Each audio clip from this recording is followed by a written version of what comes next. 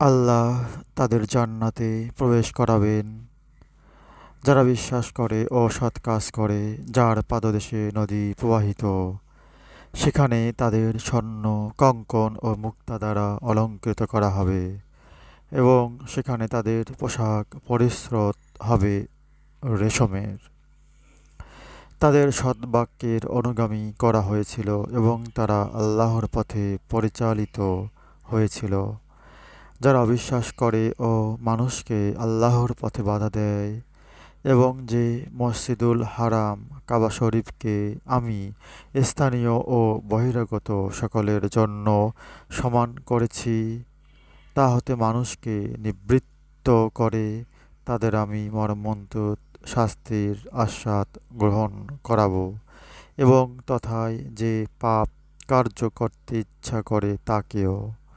সূরা হজ আয়াত ২৩, ২৪ এবং ২৫। হে আল্লাহ পাক আমাদের কোরআন বুঝে পড়ার তৌফিক দান করুন। আমিন।